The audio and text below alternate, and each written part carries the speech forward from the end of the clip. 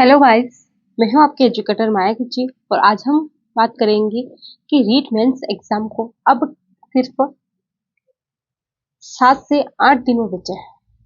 इन 7 से 8 दिनों में हमें क्या स्ट्रेटेजी अपनानी चाहिए और क्या नहीं। तो सबसे पहले आपको बहुत ज़्यादा टेंशन हो रही होगी, तो अपने इस टेंशन को थोड़ा कम करना है। कैसे होगी टेंशन कम? तो ज़्यादा से ज़्यादा हम क्या करेंगे, रिवीजन करेंगे। रिवीजन करने से टेंशन कम होती है।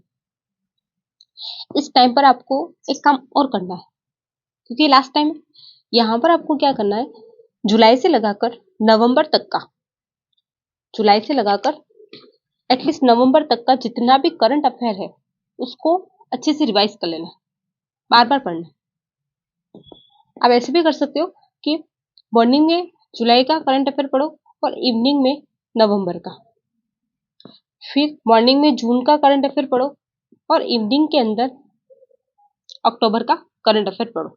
ऐसे अलग अलग मंथ का करंट अफेयर आप रिवाइज करें। इससे क्या होगा कि लास्ट टाइम पे जो करंट अफेयर पढ़ोगे वो आपको एग्जाम के टाइम पे जैसे क्वेश्चन देखोगे तो माइंड में सीधा क्लिक होगा और आप वो आंसर जो होगा वो सही कर दोगे। फिर दूसरा काम क्या करना है, दूसरा काम क्या करना है कि हमें रिवीजन करना है। पर रिवीजन किस चीज का करें, क्योंकि टॉपिक्स बहुत सारा है, सिलेबस इतना बड़ा है। इतने बड़े सिलेबस में हम कौन कौन सी चीजों का रिवीजन करें? तो सबसे पहले हमें क्या करना है, जो इंपॉर्टेंट टॉपिक्स है उनका सबसे ज्यादा रिवीजन करना है। जैसे कि अगर आर्ट एंड कल्चर के अंदर मैंने पहले बताए थे, जैसे कि संत संप्रदाय है, लोक देवता है, देवियां हैं, उसके बाद राजस्थान की बोलियां है, राजस्थान का साहित्य है। ये जो टॉपिक है बहुत ज्यादा इंपॉर्टेंट है। ये 4-5 टॉपिक है, उनका हमें बार बार रिवीजन करना है और राजस्थान साहित्य को 10 से 12 बार रिवाइज करना है। इससे क्या होगा कि जैसे किसी भी रचना का नाम पूछा जाएगा और उसके लेखक का नाम पूछा जाएगा तो सीधे ही हमारे माइंड में क्लिक हो जाएगा और वो आंसर जो होगा हम सही कर पाएंगे। फिर दूसरा काम क्या करना है, जैसे कि ज्योग्राफी के अंदर कौन से टॉपिक इंपॉर्टेंट है। ज्योग्राफी के अंदर इंपॉर्टेंट टॉपिक की बात करूँ तो जो परिचय वाला टॉपिक है वहां से तो क्वेश्चन आने का चांसेस बहुत कम रहता है, तो उसे इतना रिवाइज नहीं करो तो भी चलेगा।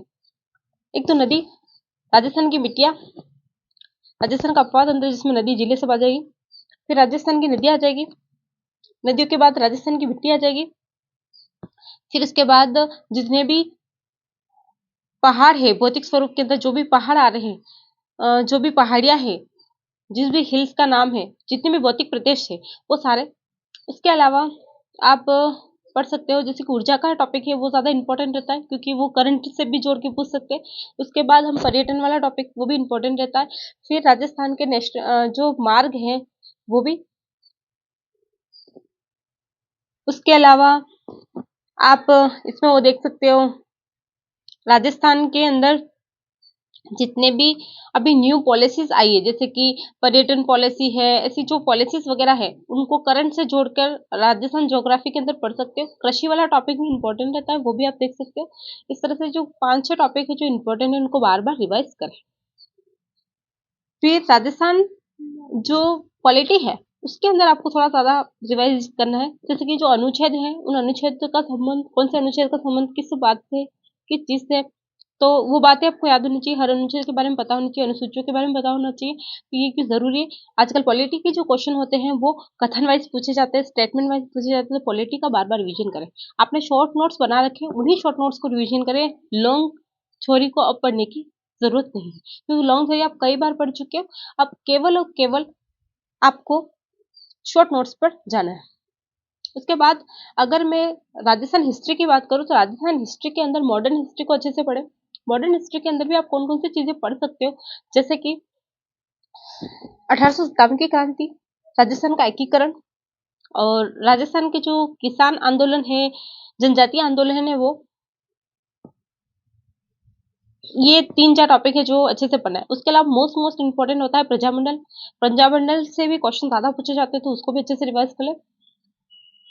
देन अगर आप सभ्यता, प्राचीन हिस्ट्री की ओर जाते हो, प्राचीन इतिहास की तरफ जाते हो तो सभ्यता का जो टॉपिक है वो पढ़ सकते हो। कालीबंगा, आहड़, गणेश्वर, बालाथल, ये जो सारी सभ्यताएं दे रखी है उनके बारे में आप पढ़ सकते हैं। तो इसको भी बार बार रिवाइज कर लें। उसके बाद आते हैं कि जैसे कि आपको रीजनिंग, सॉरी, इसके बाद आता है आपके जैसे साइकोलॉजी।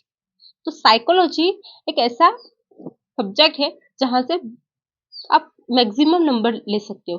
अगर आप साइकोलॉजी पहले पढ़ चुके हैं तो उसके शॉर्ट नोट्स होंगे, और शॉर्ट नोट्स नहीं भी हैं तो आपने अपनी जो साइकोलॉजी की बुक है उसमें अंडरलाइन कर रखा होगा, या फिर हाईलाइट करके उन हाईलाइट पॉइंट्स को बार बार पढ़े। 1 से 2 बार साइकोलॉजी का रिवीजन जरूर करके जाए, बहुत फायदा करेगा एग्जाम के टाइम पे। उसके बाद आपको क्या करना है, जितने भी शिक्षण विधियां है, जितनी भी शिक्षण विधियां है वो ज्यादा है नहीं, सबकी लगभग सिमिलर ही होती है शिक्षण विधियां। तो शिक्षण विधियों के अंदर कौन सा किसने दिया है, किस साइंटिस्ट ने कौन सी विधि दी है, किस तरह का है, उसके अंदर किस तरह आगमन विधि कौन सी होती है, निगमन विधि कौन सी होती है, इन प्राचार्य विधि कौन सी होती है, सहगमन विधि कौन सी होती है, उन सारी विधियों को आप एक बार देख के जाए, हर सब्जेक्ट की देख के जाए। जैसे कि आपका सब्जेक्ट एसएसटी है तो एसएसटी की शिक्षण विधियां जरूर पढ़े।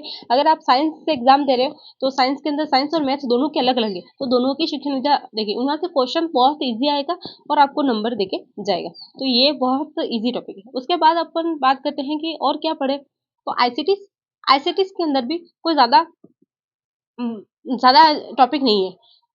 छोटे छोटे टॉपिक से उनको बार बार रिवीजन करें, कम से कम 2 या 3 बार रिवीजन करें, 2 से 3 बार रिवीजन जरूर करें, क्योंकि छोटे छोटे टॉपिक है और इजी क्वेश्चन आने के चांसेस वहां से ज्यादा बनते हैं। तो आईसीटी वाले क्वेश्चन जो है वो आप जल्दी जल्दी 1 घंटे के अंदर आप आईसीटी से के अगर शॉर्ट नोट्स है या फिर आपने हाईलाइट्स करके उनको पढ़ सकते हो, तो 1 घंटे में आपको उसको रिवाइज कर सकते हो। ऐसे 2-3 बार रिवाइज जरूर करें ताकि आपके वो क्वेश्चन गलत ना हो।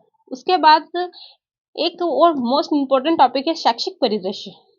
शैक्षिक परिदृश्य के अंदर आपको ध्यान रखना है शिक्षा वाणी, शिक्षा दर्शन, उसके अलावा स्माइल है, परख है, न्यू एजुकेशन पॉलिसी 2020 है, ये बहुत ज्यादा इंपॉर्टेंट है। अभी न्यू एजुकेशन पॉलिसी से कोई क्वेश्चन बना ही नहीं है, अगर बनता है तो मेरे हिसाब से रीट मेंस में ये क्वेश्चन बनने के पूरे चांसेस है, तो आप उसको अच्छे से रिवाइज करके जाए। ये 4-5 टॉपिक है, उनको आपको अच्छे से रिवाइज करना है। स्माइल से तो कई बार क्वेश्चन पूछे, निष्ठा, स्माइल, निपुण, परख, परख अभी बहुत चर्चा में रहा है, तो परख 2.0 ये सब अच्छे से पढ़ के जाए। उसके अलावा राजस्थान की शिक्षा में बढ़ते हुए कदम, शिक्षा वाणी, शिक्षा दर्शन, शाला दर्पण, ये जो भी टॉपिक है, डिजिटल पहल, ये जितने भी टॉपिक है वो सारे के सारा आप अच्छे से पढ़ के जाए, क्योंकि यहाँ से ये छोटे छोटे टॉपिक है, इसमें पूछा क्या जाता है, इसमें यही पूछा जाता है कि ये कब आया था, इसका उद्देश्य क्या है, और अगर उसके अंदर कुछ प्रावधान है तो छोटे मोटे 2-4 पॉइंट हो सकते हैं। बाकी सबसे पहले तो इसकी डेट ही पूछी जाती है कि किस डेट से लागू हुआ है। तो ये छोटे टॉपिक से, और रीट का सबसे इम्पोर्टेंट टॉपिक तो आरटीई एक्ट 2009 है, वहां से भी क्वेश्चन बहुत सारे आते हैं, तो उसको भी रिवाइज करके जाए। उसके आप यूट्यूब के अंदर शॉर्ट नोट्स देखें, बिल्कुल याद करने की ट्रिक दे रखी है, सभी की सभी धाराएं, तो कैसे धाराओं को आप रिलेट करके याद कर सकते हो, कैसे याद कर ले, ये बहुत ज्यादा इंपॉर्टेंट है, क्योंकि आप भूल जाओगे कि कौन सी धारा के अंदर कौन सी बात लिखी हुई है। तो आरटी एक्ट की सारी बातें आपको याद होनी चाहिए। उसके अलावा राजस्थान के अंदर आरटी एक्ट का जो नियमावली 2011 में लागू हुआ था, वो भी आपको देख लेना है, उसके अंदर क्या क्या प्रॉब्लम। देन अगर अपन बात करें सब्जेक्ट के अंदर, अगर एसएसटी है तो वो आप अपने सब्जेक्ट का जो भी शॉर्ट नोट्स बना रखे वो रिवाइज करें, और जिसके साइंस मैथ है तो उनको क्या करना है, मैथ के अंदर तो कोई शॉर्ट नोट्स होते नहीं, तो हमें क्या करना है, साइंस में तो फिर भी अपने फिजिक्स, केमिस्ट्री और बायो के शॉर्ट नोट्स बना रखे, पर मैथ के अंदर तो कोई शॉर्ट नोट्स होते नहीं, तो आपको क्या करना है, उसके जगह पर को क्या करना है कि हर एक टॉपिक से 10-10 एमसीक्यू सॉल्व कर लेने हैं इन 7-8 दिनों। इससे क्या होगा कि 10-10 एमसीक्यू सॉल्व करोगे तो वो पूरा का पूरा जो उसकी प्रैक्टिस है उस टॉपिक की आपकी हो जाएगी। केवल 10 और 10 एमसीक्यू सॉल्व करोगे उससे हो जाएगा।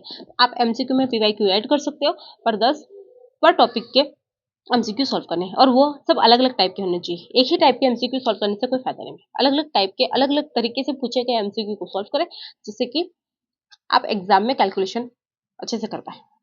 मैथ को जितनी प्रैक्टिस हमने पहले कर रखी है और जो अभी करोगी वही आपके काम आएगी। बेस्ट ऑफ लक सभी को। डिप्रेस्ड नहीं होना है, कोई भी टेंशन नहीं लेनी, ज्यादा से ज्यादा रिवीजन करना है और अपना बेस्ट करना है। एक कहावत तो सुनी होगी, शांत समुंदर जो होता है उसकी जो लहरें होती है वो ज्यादा ऊपर जाती है, जबकि जिस समुंदर में पहले से उथल पुथल हो रही होती है उसकी लहरें थोड़ी कम ऊपर जाती है। इसका मतलब क्या हुआ कि अगर हम जितना शांत रहेंगे, जितना हम कम डाउन रहेंगे, जितना हम टेंशन नहीं लेंगे, उतने ही ज्यादा हम अच्छा एग्जाम के टाइम पे परफॉर्म कर पाएंगे। अगर हम अभी से घबराने लग गए तो फिर एग्जाम में परफॉर्मेंस भी थोड़ा डगमगा जाएगा, हमारा परफॉर्मेंस उतना अच्छा नहीं हो पाएगा जितना हम उसको कर सकते हैं। तो अभी हमें शांत रहना है, केवल और केवल रिवीजन करना है, रिवीजन पे फोकस करना है। एमसीक्यू अगर हमसे सॉल्व हो रहे हैं तो ही करो, अगर टेंशन आती है एमसीक्यू सॉल्व करने से तो अब नहीं करना है। अब सिर्फ और सिर्फ रिवीजन करना है, एग्जाम में अच्छे से अच्छे परफॉर्मेंस कर देनी है। बस आज की वीडियो में बस इतना ही, मिलते हैं नेक्स्ट वीडियो में। तब तक के लिए बाय और बेस्ट ऑफ लक सभी को ट्रीटमेंट्स एग्जाम के लिए। ठीक है, बाय।